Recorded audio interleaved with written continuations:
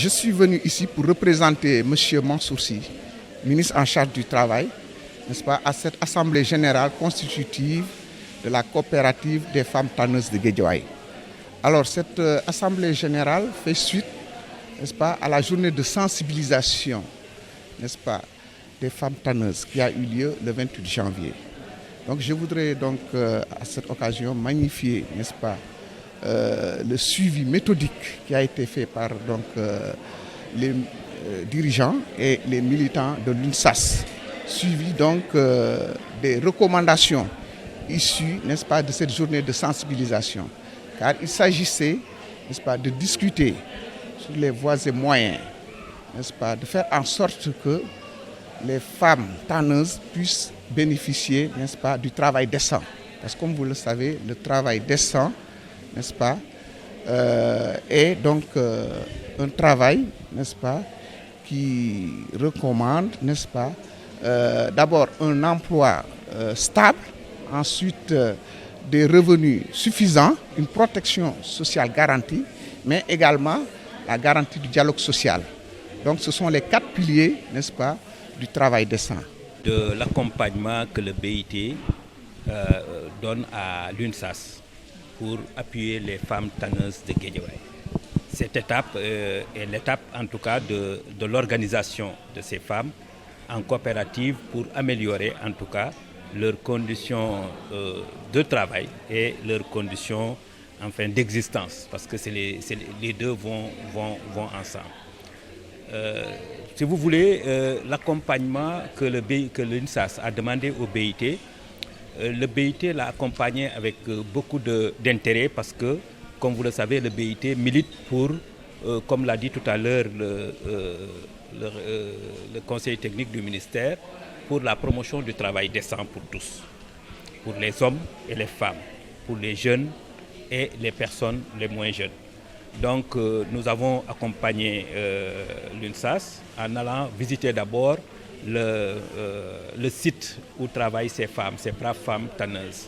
Vous l'avez dit tout à l'heure, les conditions de travail sont des conditions de travail extrêmement difficiles en matière de santé, en matière de pénibilité du travail, mais également les conditions de travail qui ne permettent pas de toute façon d'avoir les revenus suffisants, qui ne permettent pas au travail d'être protégé, la protection sociale, comme l'a dit tout à l'heure d'ailleurs le conseiller technique du ministère. Vous savez que le BIT a adopté une autre recommandation qu'on appelle la recommandation 202 qui prévoit le socle de protection sociale pour tous. Tout travailleur doit avoir un minimum de protection en matière de vieillesse, en matière de santé et et la protection également de sa famille, de la maternité, etc.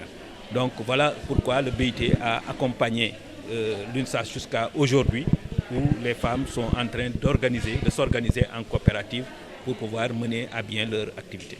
Nous sommes réunis ici pour l'Assemblée générale constitutive des femmes tanneuses de Guédiawaye.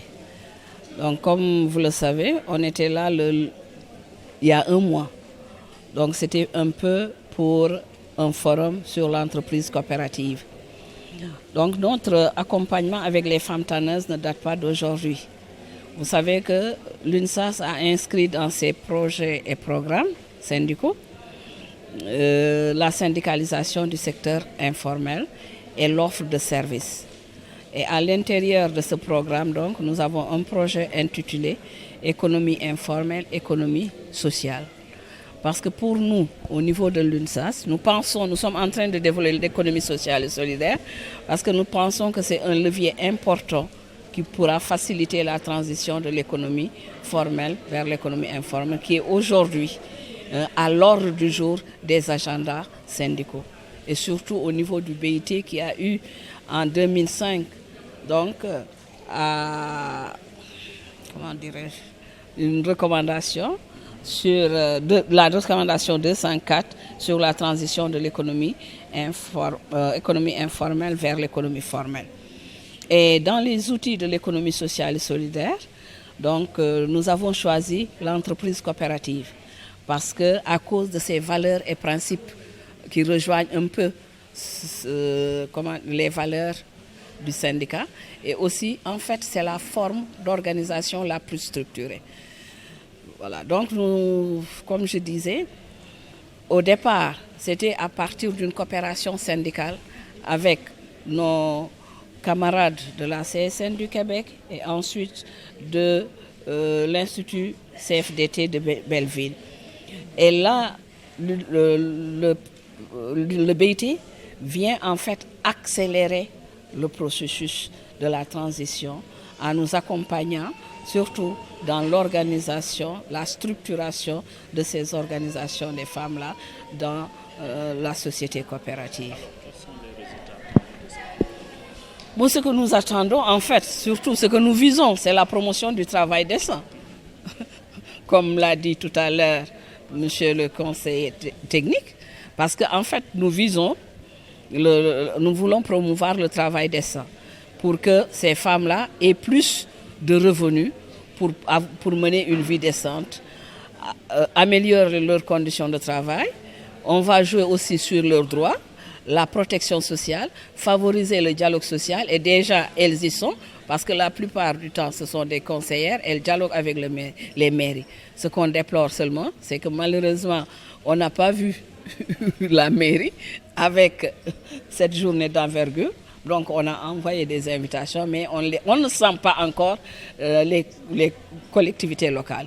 Et je pense que, franchement, ça, ils devraient aussi amener leur pierre à l'édifice. Parce que nous tous, nous visons un but commun, c'est le développement économique et social de nos communautés.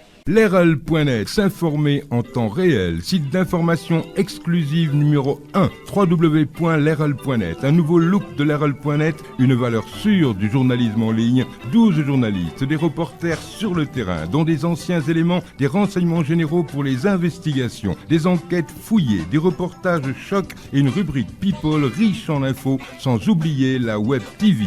Leral.net, s'informer en temps réel.